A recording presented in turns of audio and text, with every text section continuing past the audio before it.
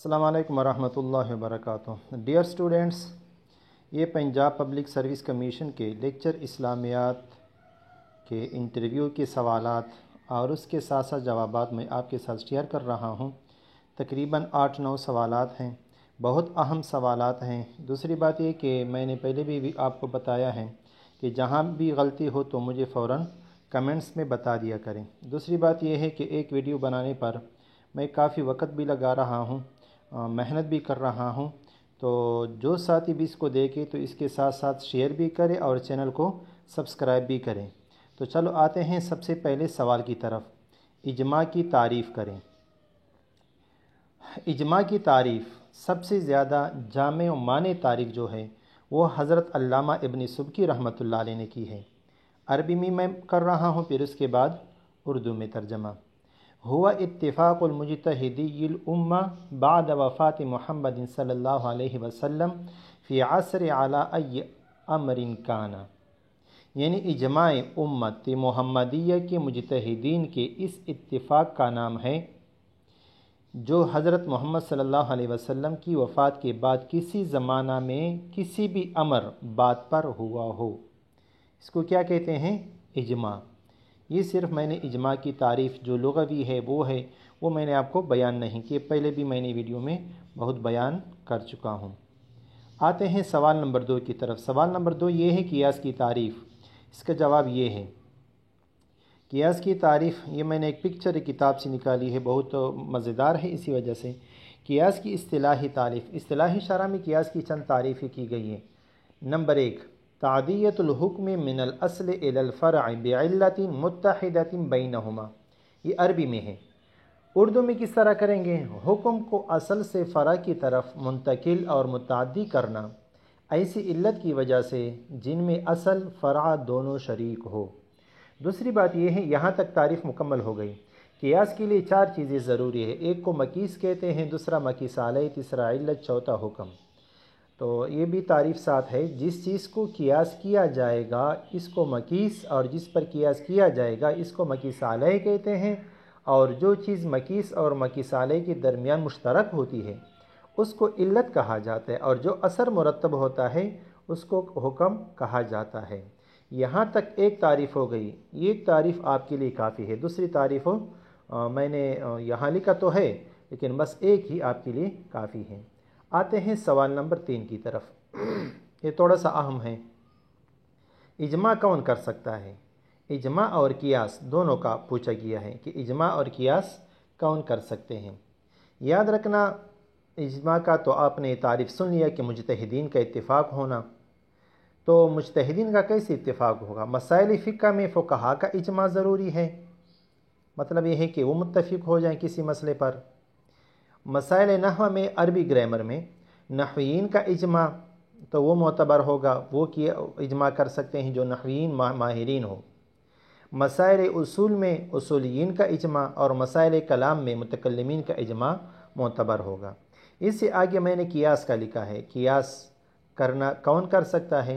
قیاس کرنے کا درجہ اس شخص کو حاصل ہوتا ہے جو ان 2 اوصاف کا حامل ہو، یعنی 2 صفات اس میں ضروری ہے۔ پہلا کون سا؟ وہ شریعت کے مقاصد کو مکمل طور پر سمجھتا ہو۔ دوسرا یہ کہ وہ ماخذ شریعت سے احکام استنباط کرنے کی مکمل استطاعت بھی رکھتا ہو۔ یہاں میں نے ایک اور بھی تھوڑی سی شرط لگائی ہے، نیز ایک قیاس کرنے والے کے لیے یہ بھی ضروری ہے کہ وہ معاشرے کے رسوم و رواج کو بھی، حالات زمانہ اور ضروریات معاشرہ وغیرہ کو بھی جانتا ہو۔ یہ ہمارے استاد محترم علامہ مفتی سعد الدین سے فرمایا کرتے تھے کہ وہ بازاروں میں بھی گھومتا ہو، بازاروں کے سارے رواجات وغیرہ کو ان کو پتہ ہو۔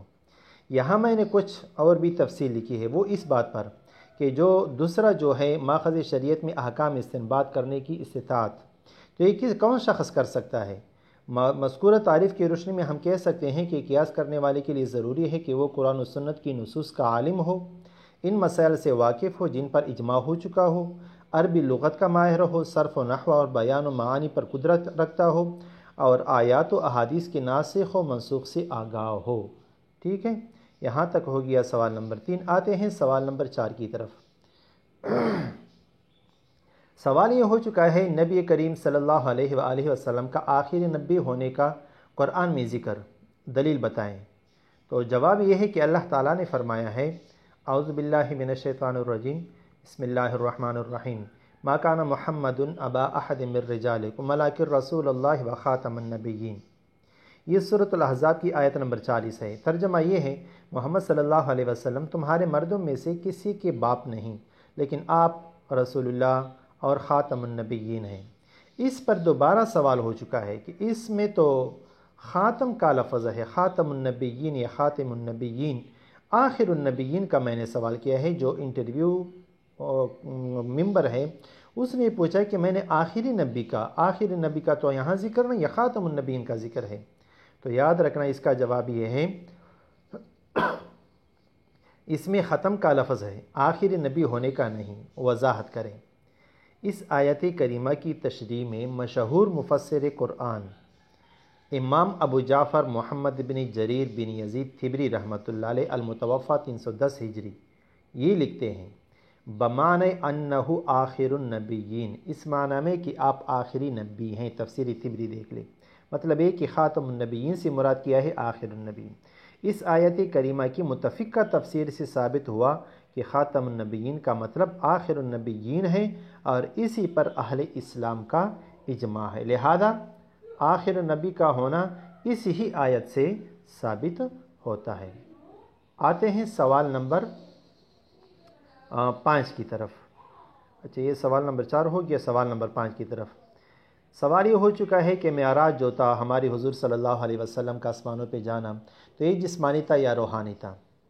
تو ظاہری بات ہے جسمانی تھا۔ قرآن مجید کے ارشادات اور احادیث متواترہ سے ثابت ہے کہ اسراء معراج کا تمام سفر صرف روحانی نہیں بلکہ جسمانی تھا۔ جیسے عام انسان سفر کرتے ہیں، قرآن کریم کے پہلے ہی لفظ سبحان الذی اسری بعبدہ، سبحانہ میں اس طرف اشارہ موجود ہے، کیونکہ یہ لفظ تعجب اور کسی عظیم الشان امر کے لیے استعمال ہوتا ہے۔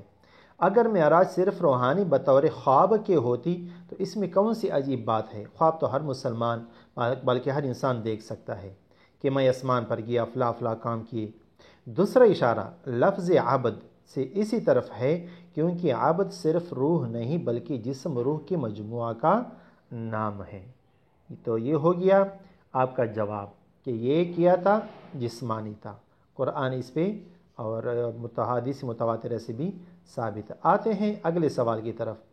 اگلا سوال یہ ہو چکا ہے حضرت عائشہ رضی اللہ تعالیٰ عنہ کی حدیث سنائیں، اس کا مجھے پتہ نہیں۔ اچھا، یہ اصل میں ممبر نے جو پوچھا ہے تو انٹرویو والا کہتے ہیں کہ مجھے اس کا پتہ نہیں تھا۔ تو دیکھو یہ بہت مشہور بھی ہے اور تھوڑا سا اختلافی بھی ہے، تو اسی وجہ سے میں پوری تفصیل اور تطبیق بیان کر رہا ہوں۔ پہلے حدیث میں سنا رہا ہوں کہ حدیث کون سی ہے۔ حدیث اصل میں یہ محمد بن اسحاق رحمۃ اللہ علیہ نے روایت کی ہے۔ وہ کہتے ہیں کہ مجھے آل ابو بکر میں سے کسی نے بتلایا کہ عائشہ رضی اللہ تعالی عنہا کہتی ہے کہ حدیث یہ ہے، میں نے رسول اللہ صلی اللہ علیہ وسلم کو کبھی گم نہیں پایا۔ آپ صلی اللہ علیہ وسلم کو روحانی طور پر معراج کروایا گیا۔ آپ یہ اثر سیرت نبوی آز ابن ہشام جلد نمبر 2 صفحہ نمبر 46 میں دیکھ سکتے ہیں۔ آتے ہیں اس کے بارے میں، حضرت عائشہ رضی اللہ تعالیٰ عنہ کی حدیث تو ہو گئی۔ عائشہ رضی اللہ تعالیٰ عنہ کے اثر کے بارے میں آپ خود ہی دیکھ سکتے ہیں کہ اس کی سند ہی نہیں ہے، کیونکہ ابن اسحاق کا یہ کہنا کہ مجھے ابو بکر کی آل میں سے کسی نے بتلایا، یہ ابن اسحاق کی جانب سے واضح ابہام ہے۔ چنانچہ اب انہیں بیان کرنے والا راوی کا علم ہی نہیں، وہ راوی سکہ تھا یا نہیں تھا، کیا اس راوی نے حضرت عائشہ رضی اللہ تعالیٰ عنہ سے سنا بھی تھا یا نہیں تھا۔ دوسری بات یہ ہے، میں یہ بھی بتاؤں کہ یہ روایت لوگ حضرت معاویہ رضی اللہ تعالیٰ عنہ سے کی طرف بھی منسوب کرتے ہیں۔ اس کا جواب بھی دے رہا ہوں۔ سیدنا معاویہ رضی اللہ تعالیٰ عنہ والا اثر جو ہے وہ منقطع ہے، کیونکہ اس اثر کو سیدنا معاویہ رضی اللہ تعالیٰ عنہ سے بیان کرنے والے کون ہیں؟ یعقوب بن عتبہ بن مغیرہ بن اخنس ہیں، جن کی معاویہ رضی اللہ تعالیٰ عنہ سے کوئی ملاقات ہی ثابت نہیں، اور حدیث نقل کرتے ہیں، بلکہ انہوں نے کسی بھی صحابی سے شرف ملاقات حاصل نہیں کی۔ چنانچہ ان کی روایات صرف تابعین سے مروی ہیں۔ اس کی وجہ یہ ہے کہ ان کی وفات 128 ہجری میں ہوئی ہے، جبکہ معاویہ رضی اللہ تعالیٰ عنہ کی وفات کب ہو چکی ہے؟ 60 ہجری میں ہوئی تھی۔ دوسری بات یہ کہ حضرت عائشہ رضی اللہ تعالیٰ عنہا کے اثر کے بارے میں اپنی طرف سے کہہ رہا ہوں، بات یہ بھی ہو سکتی ہے کہ غلط بھی ہو سکتی ہے کہ حضرت عائشہ رضی اللہ تعالیٰ عنہ جو بات کرتی ہے نا، اس کی طرف جو منسوب ہے کہ میں نے حضور صلی اللہ علیہ وسلم کو گم نہیں پایا، تو یہ اصل میں حضور صلی اللہ علیہ وسلم کا معراج جو تھا وہ 10 نبوت کے سال میں تھا، اور 10 نبوت کے سال میں حضرت عائشہ رضی اللہ تعالیٰ عنہ حضور صلی اللہ علیہ وسلم کے پاس تھی ہی نہیں، وہ تو ہجرت کے بعد اس کی رخصتی ہو چکی ہے، اور اس وقت تو بہت چھوٹی ہوگی، میرے خیال میں یہی 4-5 سال اس کی عمر میں ہوگی، تو ظاہری بات ہے وہ کیسے کہہ سکتی ہے، کیونکہ اس وقت وہ تھی بھی نہیں ان کے ساتھ۔ تو یہ میں اپنی طرف سے کہہ رہا ہوں، بہرحال میں ایک بہت چھوٹا سا آدمی ہوں، اس طرح کوئی وہ نہیں ہوں، لیکن میں اپنی طرف سے تھوڑی سی تفصیل۔ چلو آتے ہیں سوال نمبر 7 کی طرف۔ یہ بھی تفصیلی ہے، کیونکہ پوچھا گیا ہے کہ سیرت پر کتابیں جو ہیں وہ بتائیں، تو کچھ سیرت کی کتابیں میں نے عربی والے آپ کے سامنے پیش کی ہیں، کچھ اردو والے۔ عربی والے جو ہیں وہ سب سے پہلی کتاب جو ہے وہ ہے السیرۃ النبویہ، 2 جلدوں پر 4 حصوں پر مشتمل ہے، عبد الملک بن ہشام الحمیری، المتوفی 833 ہجری اس کی ہے، جو ابن اسحاق رحمۃ اللہ علیہ کی المغازی و سیر کی ترتیب سے لکھی گئی ہے۔ دوسری ہے الشفاء بتعریف حقوق المصطفیٰ، یہ 1 جلد پر مشتمل ہے، ابو الفضل قاضی عیاض مالکی رحمۃ اللہ علیہ کی ہے، المتوفی 544 ہجری۔ تیسری المواہب الدنیہ بالمنح المحمدیہ، 4 جلدوں پر مشتمل ہے، احمد بن محمد شہاب الدین القسطلانی رحمۃ اللہ علیہ، المتوفی 932 ہجری۔ اسی طرح زاد المعاد فی ہدی خیر العباد، یہ 6 جلدوں پر مشتمل ہے، محمد بن ابی بکر المعروف بابن قیم الجوزی رحمۃ اللہ علیہ، المتوفی 751 ہجری۔ یہ ہے عربی کی تفاسیر کی نام۔ کچھ کتابیں تفسیر کی سیرت کی اردو پر مشتمل ہیں، سیرت نبی پر مشتمل اردو زبان میں مندرجہ ذیل کتب مفید ہیں، یہ بھی میں آپ کو بتاؤں۔ سیرت المصطفیٰ 3 جلدوں پر مشتمل ہیں، حضرت علامہ محمد ادریس کندلوی رحمۃ اللہ علیہ، المتوفی 1974 عیسوی۔ نمبر 2 نشر الطیب فی ذکر الحبیب، 1 جلد پر مشتمل ہے، مولانا اشرف علی تھانوی رحمۃ اللہ علیہ، المتوفی 1943 ہجری۔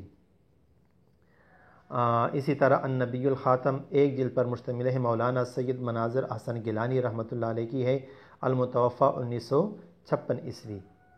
اسی طرح رحمۃ للعالمین قاضی سلیمان منصور پوری رحمۃ اللہ علیہ کی، اس کی سنہ وفات 30 مئی 1930 کی ہے، 3 جلدوں پر مشتمل کتاب ہے، جس کی تعریف حضرت مولانا علی میاں رحمہ اللہ نے بھی کی ہے۔ یہ 4 کتابیں اردو کی ہو گئی۔ آتے ہیں سوال نمبر 8 کی طرف۔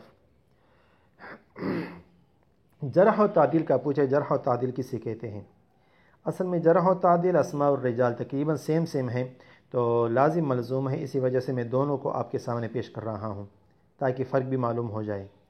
راویان حدیث کے حالات، ان کے رہن سہن، ان کا نام، نسب، اساتذہ، تلامذہ، عدالت و صداقت اور ان کے درجات کا پتہ چلانے کے علم کو علم جرح و تعدیل اور علم اسماء الرجال کہتے ہیں۔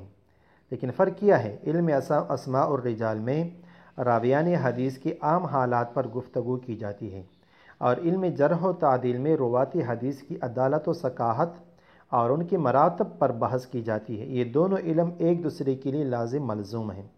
جرح سے مراد راویان حدیث کے وہ عیوب بیان کرنا جس کی وجہ سے ان کی عدالت ساقط ہو جاتی ہے اور راویان کی روایت کردہ حدیث رد کر دی جاتی ہے، اور تعدیل سے مراد راوی حدیث کے عادل ہونے کے بارے میں بتلانا اور حکم لگانا کہ وہ عادل ہے یا ضابط ہیں۔